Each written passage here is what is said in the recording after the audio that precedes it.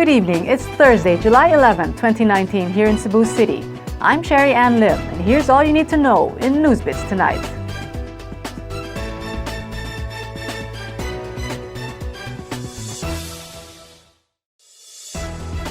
"298 modern public utility vehicles are now plying the streets of Cebu following this morning's one-time big-time launching of the PUV modernization program.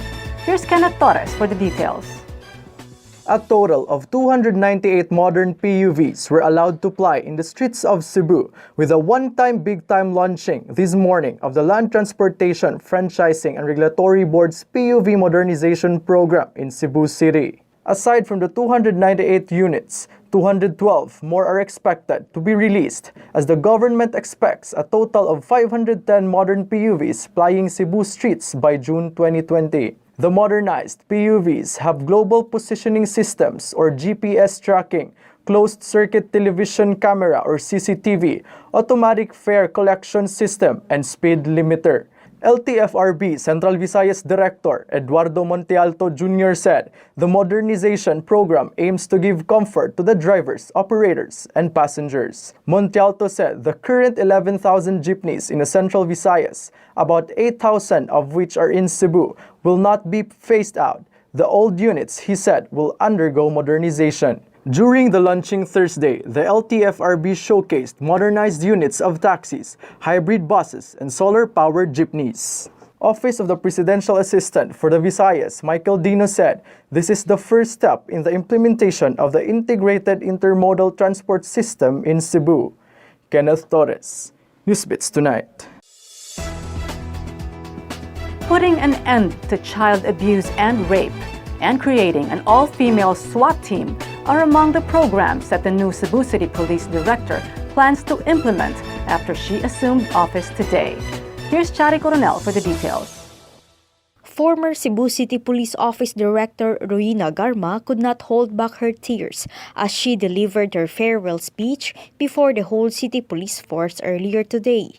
Garma formally turned over her post to her classmate, Police Colonel Gemma Vinluan. The former City Police Director will head the Philippine Charity Sweepstakes Office. Vinluan, who grew up in Pampanga, previously served as the chief of the Women and Children Protection Desk in Luzon. As the new city police chief, Vinluan has many plans for the police force. She said she is determined to pursue the creation of an all-female Special Weapons and Tactics or SWAT team, as this would empower female police officers to conduct actual operations. Vinluan also eyes to eradicate child abuse and rape cases through an Oplan Tokhang against all rapists. The new city police chief said she will also implement livelihood programs for the wives of police officers who earn below 10,000 pesos. She said she will retain the ongoing and pending programs of Garma, such as the improvement of the firing range and enhancement of the city's tourist police unit at the Plaza Sugbo. In her speech, Vinluan warned the heads of the 11 police stations and her constituents not to be lax in their duties and observe transparency, as she will be strictly monitoring them. Chari Coronel, NewsBits Tonight. The Taiwan Tourism Bureau targets to attract 500,000 more Filipino tourists this year. Here's Nico Tubo for the details.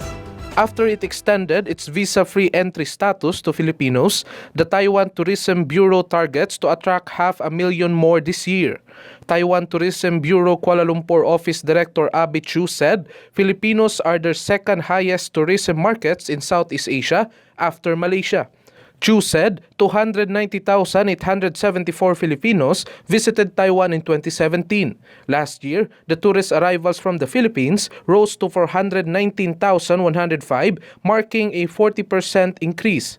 Taiwan implemented a visa-free entry policy from November 1, 2017 to July 31, 2018 for a duration of 14 days. It stretched the policy to July 31, 2019, and recently, it extended the privilege until July 31, 2020. Cebu remains to be the one of Taiwan's high-potential markets because of the flight frequencies.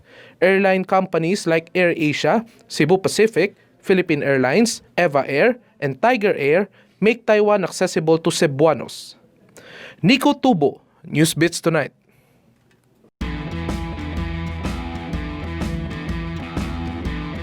Here's the latest in sports with Kenneth Torres.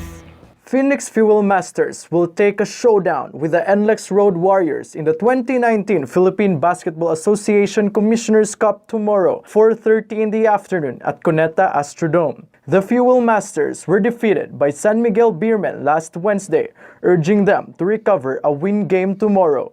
The Phoenix was headed down in the 8th spot with a 4-6 record, while Beermen settled in the 7th spot in the tournament. It was said that the limited 15 points of the import Richard Howell was one of the reasons for Fuel Masters' defeat.